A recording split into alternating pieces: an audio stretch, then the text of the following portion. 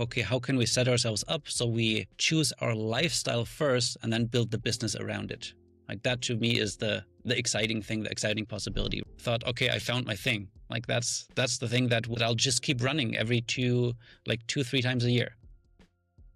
Until, and this was like in between was the move to Germany, people stopped signing up. I just made this really complicated system that probably would have worked really well if I had a whole production crew behind me, if it wasn't just me. Like if you can be in only one place, and ideally if you're running your own business, it's where your audience also is, where your clients are, then just focus on that one place. And if you can own that place, it's even better. You just have to pick that one thing for a certain period of time. And then it's totally okay to then pick another one and go into another direction.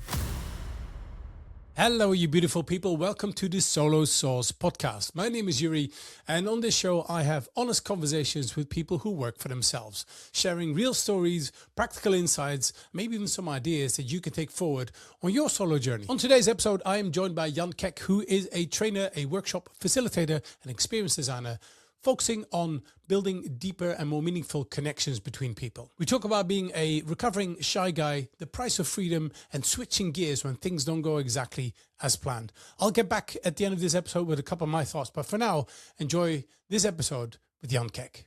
You are a trainer, facilitator, and experience designer, focusing on helping people have deeper connections. What does your work look like? What kind of work do you do, and who do you connect with? This is the question that I ask myself several times a year. For me, it has shifted and changed so many times. Even with the same business, things have shifted. Because the first thing that I did while I was still having the video marketing agency is I created a deck of cards. A deck of cards with conversation starters with 3 levels of questions.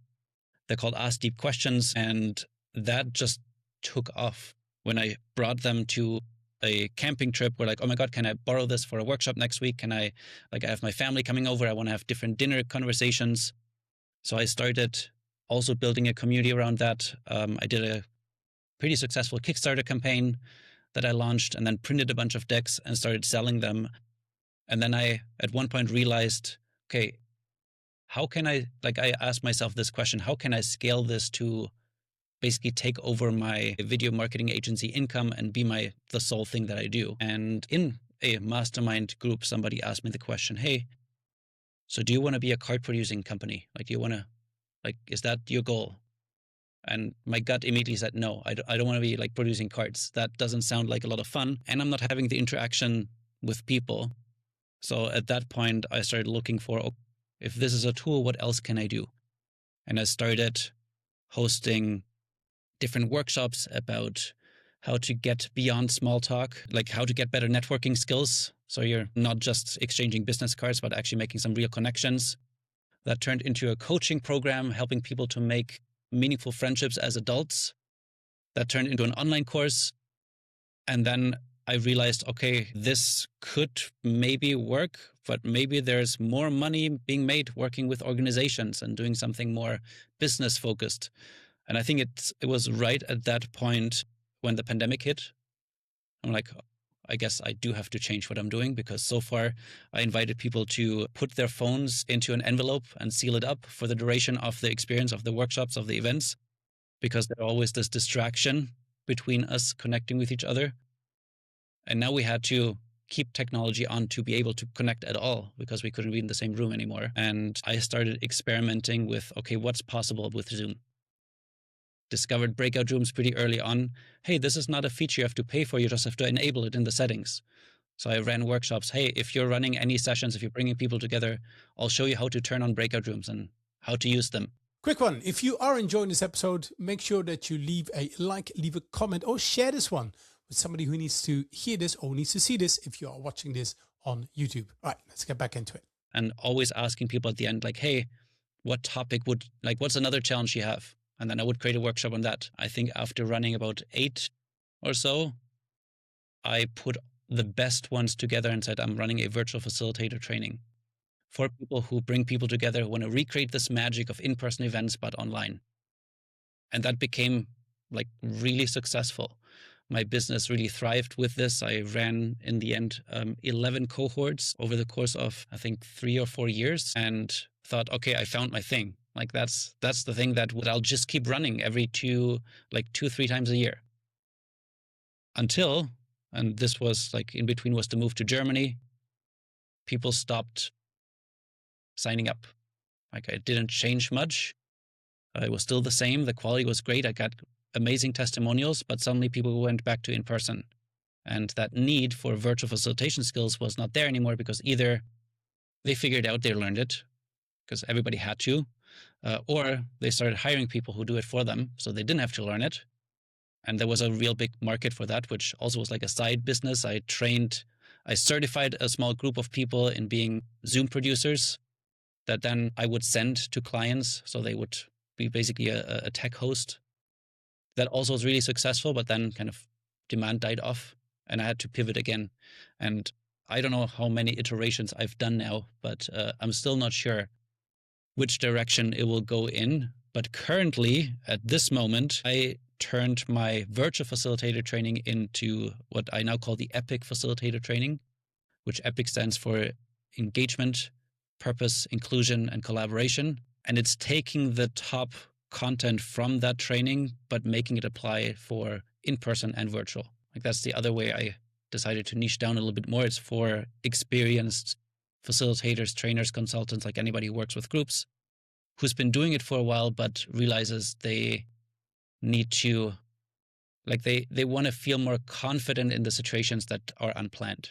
Going back to what I said in the beginning, the whole like being comfortable with uncertain moments and resiliency, a skill that I think is so needed, especially with what's going on in the world and things changing all the time. That's kind of what I'm focusing on now, teaching people that skill. You said you're a recovering shy guy. What does a recovering shy guy do a job that puts him smack that in front of people? Where does that come from? Actually, we were both at the Chris Do workshop in Berlin, right? Personal branding workshop, Chris Do from the future. He made us do this exercise where we had to figure out what is something that we are afraid our clients will find out, which to me was, why is a shy guy teaching people how to lead groups? Like that's the complete opposite.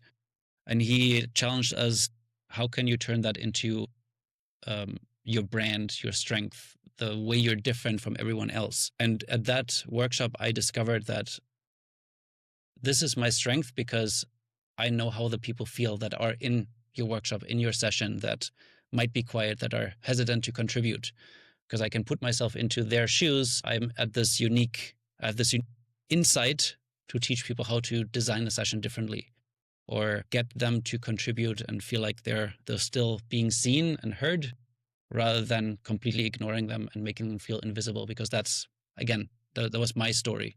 So now I call myself a recovering shy guy, because I used to be this shy kid and I learned skills for myself to get out of it. Improv theater was one big part of that. But on the other hand, it's the people who are leading the groups, who are designing experiences that have so much opportunities to do things differently. That's what I'm sharing with people. I want to show you something, which I'll also read it out for the people listening. I have all of these cards, like large cards that have improv principles, because I started teaching improv classes as well. And one of them is, maybe you can read it out, says this. Okay. Fail first attempt in learning. So fail as an acronym. Yeah. First attempt in learning. Like to me, this is one that I think I live.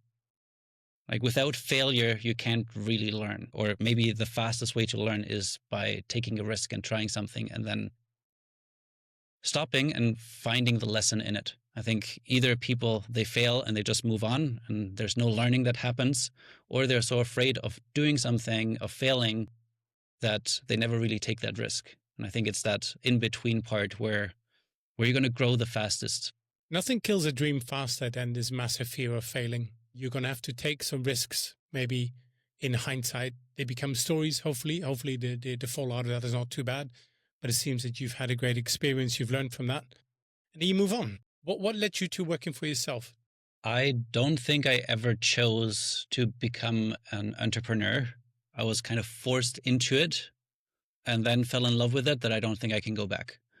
So I grew up in Germany. I went to Canada for a supposedly for a semester to do an internship for my studies. And at that point, I thought I will become a documentary filmmaker. So I was very excited to work for a documentary film production company in Toronto, Canada. And after I was there for a month, I met my now wife, and we fell in love. I decided after the internship, I'm going to stay for another half year, take one semester off, and then go back. Had to finish my bachelor thesis, got another scholarship to do my thesis actually also with a Canadian university. So I was kind of traveling back and forth for a bunch of years. And then when I finished my studies, I was in Canada, and we decided we'll apply for my permanent residency.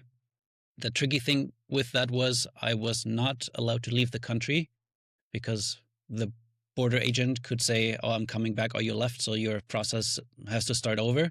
So I'm like, okay, I can't leave, but I also didn't have a work permit. So I was kind of in this very weird limbo where I'm with my wife, but I can't work. I would have to find a job. Then my employer would have to sponsor me. And with that, I will apply for the visa, which then might take 6 months, maybe even longer, before I can actually start working, which is if you're competing with a job with somebody else who's Canadian, who can start working tomorrow, like it was just impossible. Like people either didn't even invite me for an interview, or it was, I don't know, working at Starbucks. So at one point I said, you know what? Easier way might be just finding somebody who can pay me for work that I can do for them directly. There was a way I was able to become self-employed in Germany because I was legally allowed to work there. But then for part of the year, I did not have to be there. Like I paid my taxes in Germany, but I could work from somewhere else because I was still there originally as a tourist in Canada.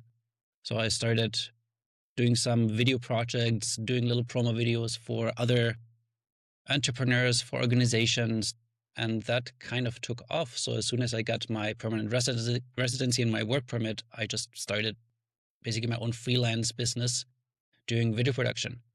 Was this by yourself as well, or did you work with other people? It was by myself. I want to say for the first 3 years, it was just me. Then with 2 friends, we actually started a video marketing agency that we had for 7 years before we kind of wrapped that up. And then I changed my career, started new projects that then had their life of its own. And I was actually quite excited to be working for myself again.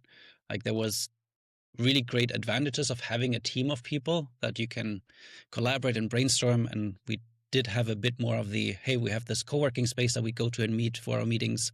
It wasn't only working from home.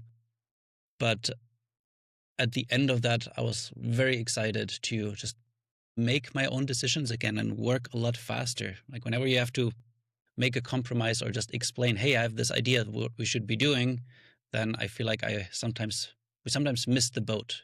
And we were like a small company with like 3 people and then 2 in the end. One person actually left after the first year already.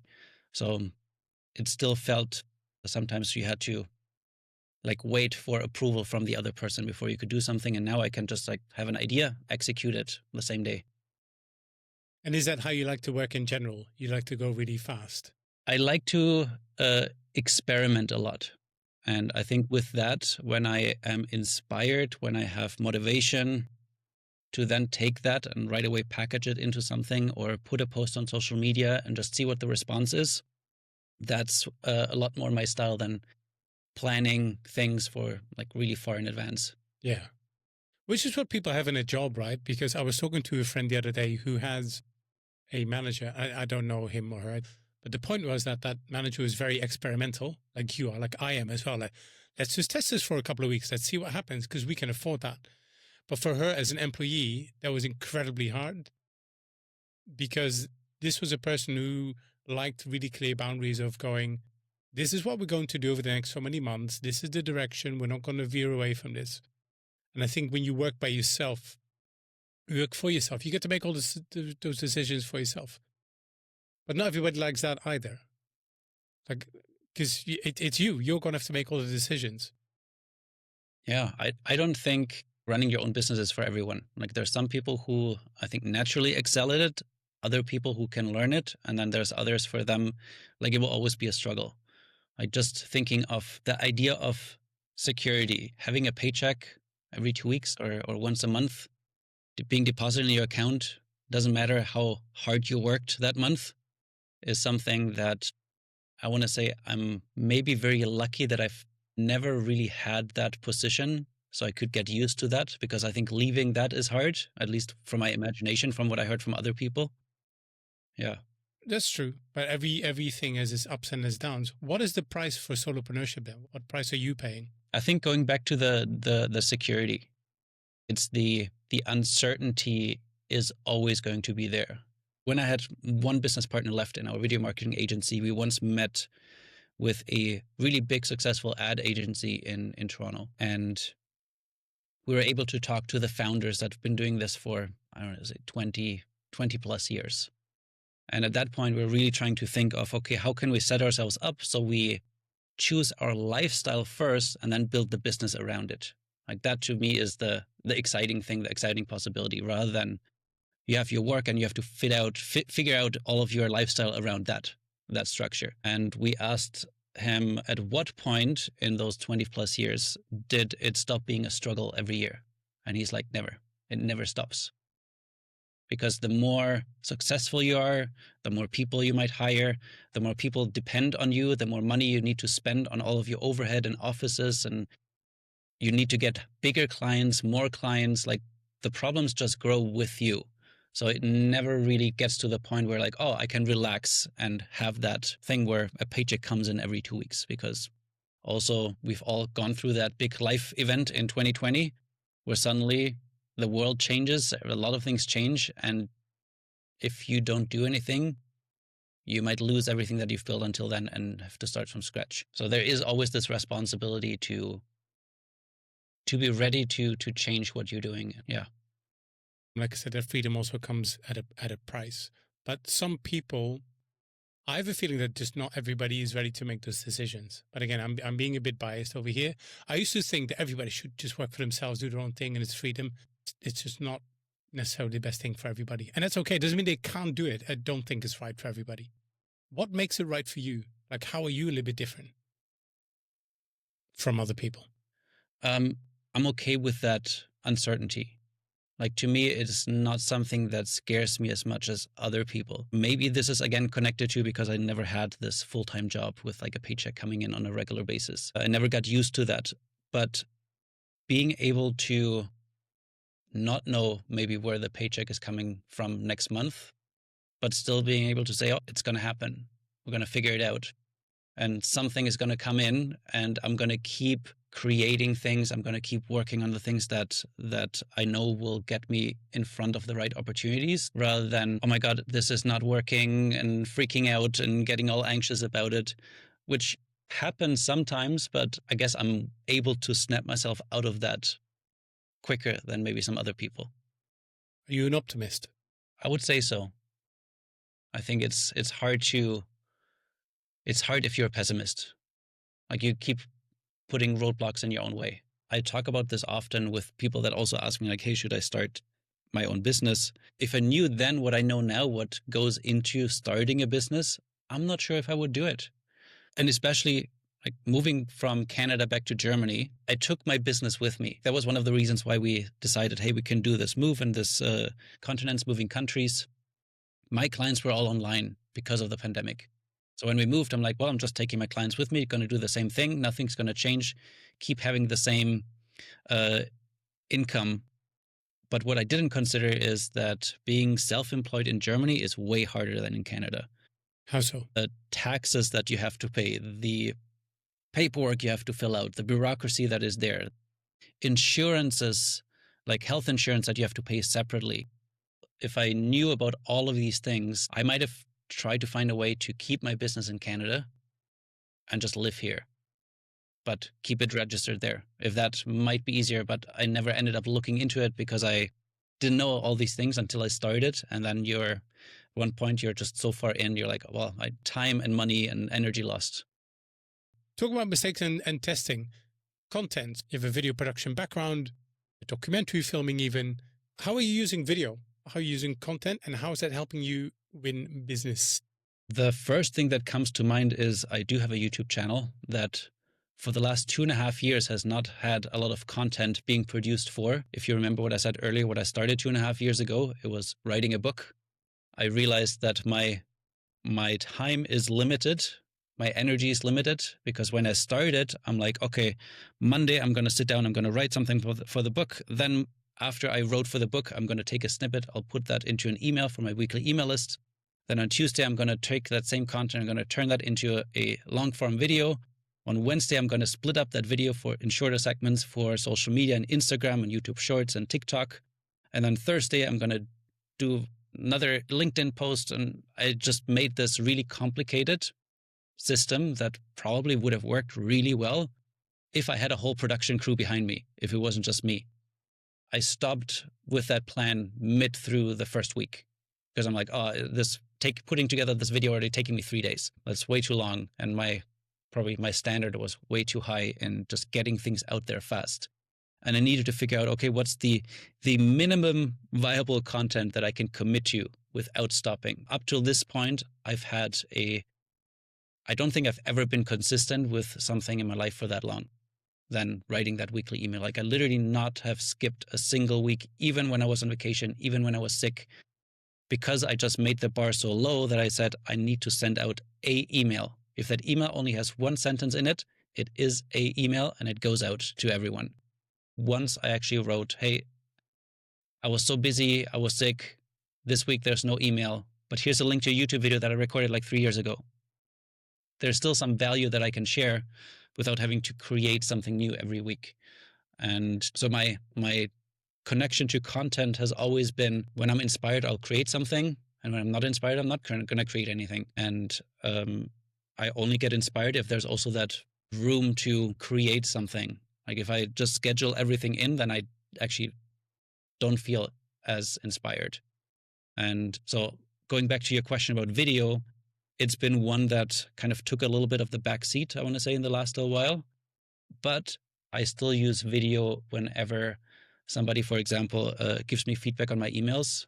They get to actually write a little message or send me a video message using a tool called Video Ask, which I know you use as well. And then I can respond to people with a personalized video. And that personalized video is one that I had somebody mention to me last week that now has become like a closer friend. She used to just be a subscriber on my email list. And she replied one time with like writing a little text about like, hey, this resonated. And then I responded with a video. And then we started videoing back and forth. And it became somebody that I actually know really well, just because of that one interaction where she was, wow, he has so many, like thousands of people on this email list, but he replied to me and he said my name. Like, I knew this was not like a pre-recorded message in a video. Like, that takes so much effort. And I think that kind of shows that video can be really impactful, especially if you use it in, I want to say, non-scalable interactions. I think a lot of people, when they think of video, they just think about content creation, TikTok dancing. And I keep telling people around me, there's so many different ways of using it. I brief design teams with it. I send personal messages. What do you think everybody gets wrong around content? Big lesson that I've learned for myself, and people can see if that resonates with them, is you can't be everywhere at once. And I don't think it should be the goal. Like, if you can be in only one place, and ideally if you're running your own business, it's where your audience also is, where your clients are, then just focus on that one place. And if you can own that place, it's even better, because social media changes all the time. I've spent, in the beginning, lots and lots of energy in building followers on Facebook. And then Facebook started to charge you to get your content in front of the people who said, I want to hear from you. I'm like, oh, okay, I don't want to pay. And then my account got locked and I couldn't pay. And then I'm like, well, I want to have a community. So I started a Facebook group. And then as soon as people are on Facebook, although you want them in your group, they're doing other things and they start being distracted and getting notifications for things that are not the reason why you want them there, including myself. Like, I started getting distracted. And now I feel like Facebook is a place that I'm avoiding being. My account is not really active. I don't post. Every once in a while, I check to see what my friends are up to, but I'm not on there anymore. And if I had decided, okay, maybe the place that I own is my email list, where I can get into people's inbox. And if they choose to get my emails and if they choose to read my emails, they will get every single one. that would have been a much better investment of my time. So I think now even LinkedIn is like the place that I would say I'm hanging out the most. My goal is always, if LinkedIn is one place that I am, my email list is the place where I want people to be. Build it on your own ground, or else you're just building on somebody else's property. There's a danger to that. Like you can see with Facebook, if all of a sudden they say, hey, we're now going to charge, you're going to have to move. I have, especially for you, I've got 8 lightning round questions. Ooh. Nice, quick. So it's time for the lightning round. The lightning round. Let's go. Morning person or night owl? Late morning person. I'm most productive in the morning, but not like nothing after 6 p.m. is getting the best of me. What's the weirdest job you've ever had? I once was a carny, like at a carnival in Australia, where you have to catch the ducks out of the water, which was a total scam, by the way. If you had to give a TED Talk tomorrow on anything but work, what would it be about? Challenging question, because I feel like everything in my personal life is also related to work, or I make it related to my work. So I would have to say why you should travel alone. What is one guilty pleasure show, song, or snack that you will admit to? I'm going to say the one that I have here in my drawer that I was able to hide from my son for the longest time. I think I even brought you some lachgummies. Lachgummies, which in English is what? The laughing gummies. And they don't have any magical ingredients. They're literally just a like gummy bear candy. But I always love to bring them to my friends, who then question if they're going to get very happy and start laughing uncontrollably when they eat them. That has never happened. Just sheer joy. What's the most random thing on your desk right now? My desk is very unorganized right now, so I have lots of random things. What's the most random? A spray that makes it smell like you're in the forest. Oh, nice. I like that, actually. I have like scented candles around me. I love that. Which app do you waste time on the most? Hands down, TikTok. I did my experiment on TikTok where I said for a month I'm going to create content and see what happens. And also shared it on YouTube Shorts and I think Instagram Reels. It worked in getting views and comments, but not in getting clients or people on my email list or anything like that. I think too many people confuse that. Views does not necessarily mean business coming in. Beach, mountains, or city break? 100% mountains. I love being in the mountains. I also love being just in nature. If I could choose mountains with not at the top, but where they still have trees with some forest, like right at the edge, that would probably be my favorite place. The last one. What's the one thing you believed 5 years ago that you don't believe in anymore? I'm trying to choose between two posters that I have on my computer that I've had for a long time. I don't know what exactly the belief is, but it's something that has helped me in a lot of times. I'm a person that has a lot of interests and I get excited about a lot of different projects, and I could see myself working in many different areas.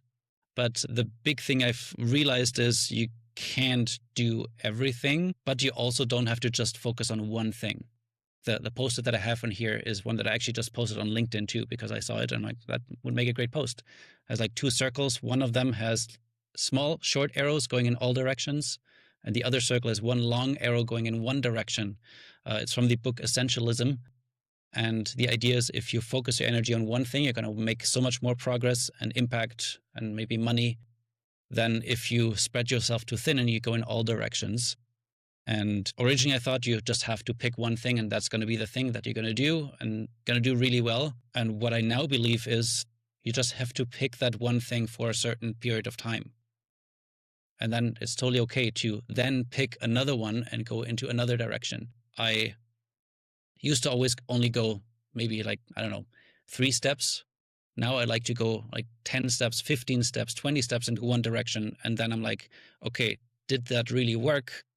No? Okay, then let's go into another direction. But let's go again, like 15, 20 steps rather than just like one and then say, oh, it didn't work because I didn't really put enough effort in it. I wasn't able to even see the results yet.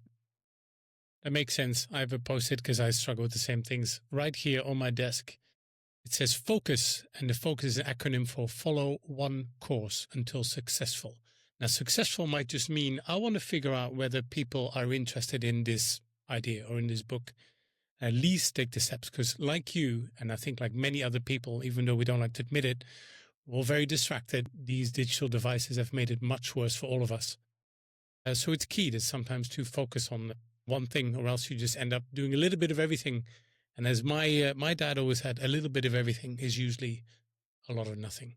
I think what many people want, and many listeners of this one as well, and again, I'm making a bit of an assumption, is to be financial free wherever they want. So the whole idea behind I could move. If I don't like the country I live in now, I can move elsewhere. But it's not as easy. It's not as easy as it sounds. You need enough of a reason why you're doing it. I'm in the middle of writing a book right now, which I knew from the beginning, writing a book is probably going to be hard, but also like we have a mutual friend who wrote a book in like a couple of months and then published it, and like it's there. Okay, so it can be done, but it's been 2.5 years now, and it's way harder than it looks. And only now I need to invest finances in getting it over the finish line, because writing the book is just my time, but then putting to the layout, the illustrations, all the things that you need for it ready to be published, you also need monetary investment. And people told me at the beginning, like, you need a really good reason why you're writing the book, because otherwise, when all of these obstacles pile up, you're going to give up. And I think it's the same thing with running your own business. Like, once things get tough, you need to make sure that you remember why you're even doing this. A book's still a thing. Part of my brain says, like, isn't that a bit of an outdated thing? Like, books don't mean that much anymore. You can write one now in a day with ChatGPT if you sat down for it. Why is a book still a big thing? How do you think it's going to help you? It already helped me doing the exercise of, hey, if you wrote a book, what would it be about?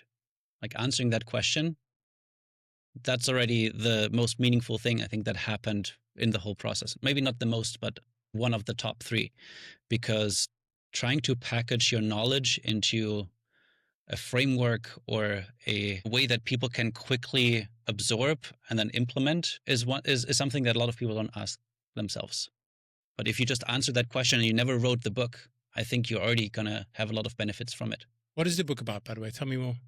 Well, it's originally I started out with my hate for icebreakers and icebreaker activities. Being an introvert and recovering shy guy, I've sat through many painful and cringeworthy icebreaker games that I had to participate in. Like, I was forced to do something, be the center of attention when I wasn't ready yet because I didn't feel safe in the group, or I didn't know even the people that I'm with. And it was just always moving way too fast for me and gave me lots of anxiety. And in the process, I didn't feel more connected to people, and it didn't ease me into whatever we did next. It actually did the opposite. It kind of made me feel like an outsider because I was the only one who didn't enjoy this activity while everybody else was having fun. So that was kind of the original idea. Okay, how can we do something different here? And what I come to understand is it's not about replacing these activities. Originally, the book was going to be called Ice Melters instead of Icebreakers, because we're going to melt the ice, which is more gradual, not as violent. But then I realized, no, it's not just about the activity. There's so many more things that go into helping people be more comfortable, building more trust with each other, building more connections than just that one game that you play at the beginning. It's all of the communication that goes out beforehand about what happens the moment that you walk into the room or the moment you log in on a video call. It's how you introduce yourself. It's also the activities, but there's so much more that goes into it. So now the title has morphed into Melt the Ice, because melting the ice, which was the title in between, turns out there's a bunch of romance novels with ice hockey players that is called Melting the Ice that might get people confused when they're looking for my book. Lots of things to consider, but that's at the moment, that's kind of where I'm at. Yeah, still workshopping it. Also the tagline, I just sent out a bunch of tagline options and descriptions, and I'm having just a lot of conversations with people. And I think that's the part that I'm the most excited about, because I don't think I'd still be writing my book 2.5 years later if I didn't have that instant feedback of people also saying like, hey, this framework was so useful. Thank you so much for sharing it. I actually printed it out and I'm like having it on my desk now to look at whenever I'm planning a workshop. It's those moments that keep me going. What's nice about what you said is having that community around you to give you some of that feedback, because it can be quite isolating working for yourself. So make sure you get feedback from others is very important. And I like that you said ice melter, because that's not really an existing word. People look for icebreakers. So you can claim a word. You can easily pick a word that you can then claim. That's your hashtag through which people can find you. So where are you on the book? When is that coming out? Currently, my plan is actually now it's October. I'm right now planning something. I'm not sure how much I can show yet what is down here, but I'm planning the Melt the Ice book tour where I want to make myself like a band shirt where it has all the cities that you're stopping at on the back. And right now I'm planning for May, June next year to go on tour with the book. Like that's when I want to have it in my hand and have a couple of conferences and events where I will be speaking that are confirmed, but I can't really talk about it yet. Some other things that are still in the works, but that's kind of the idea. Around that time, I want to have it finished. So right now, I just came up with a book designer with the visual identity for the book, talking about fonts and colors and illustration styles and all of that. Now I just need to finalize the content before we can start on the visual layout and the designs. For the people listening who didn't watch, Jan just showed me a mock-up based on a little bit of a cardboard box side with a couple of post-its and written on, like a little mock-up, a little sample of what it could be like. Nice, making your ideas real. Jan, where can people find you? The best place will be my website or on my email list, which you can go to icemeltersbook.com. That will take you straight to my email list. But also, if you just go to the top menu, you'll find everything else that I'm doing, which is also easier to spell than my name, depending on which country you're from. But if you go to jankeck.com, that's the same website. And then just find me on LinkedIn. If you are on LinkedIn, would love to connect there. But if you can, send me a personalized note, because then I know that you've listened to this episode and that's where you came from, so we can continue our conversation based on what I shared today. Wonderful. Thank you so much for giving us a bit of insight in your time. I could ask you a million more questions and talk about many other things, maybe for a future episode. Thank you so much for your time. The pleasure was absolutely mine. This was a lot of fun. We'll do another part another time. Maybe it's recorded, maybe not. We'll find out. And maybe I'll wear a hat as well. I should wear a little fedora. Maybe that works. Wonderful. Thank you, Jan. Nice. Wonderful. Before I leave you with my thoughts, I just want to say a massive thank you to Jan for being part of this conversation. I really enjoyed it. If you want to connect with Jan, you want to have a bit more context about some of the things that we talked about in this episode, make sure you check out the show notes below. And if you enjoy topics like this, I also write a newsletter called The Solo Sauce. I'll leave a link for that in the show notes as well. All right, I'll leave you with this little question then. Where are you building more meaningful connections, deeper and meaningful connections with the people around you? I know in an online world, it can seem quite fleeting and quite noisy and quite shallow at times, but where are you getting the deeper connections from? Because I definitely need them, and I'm very aware that I sometimes spend a bit too much time online doing lots of little bits. I sometimes miss out on that slower, more deep connecting time with the people around me. So that's just a little question for you. Thank you for being here. I really appreciate you, and I'll see you in the next episode.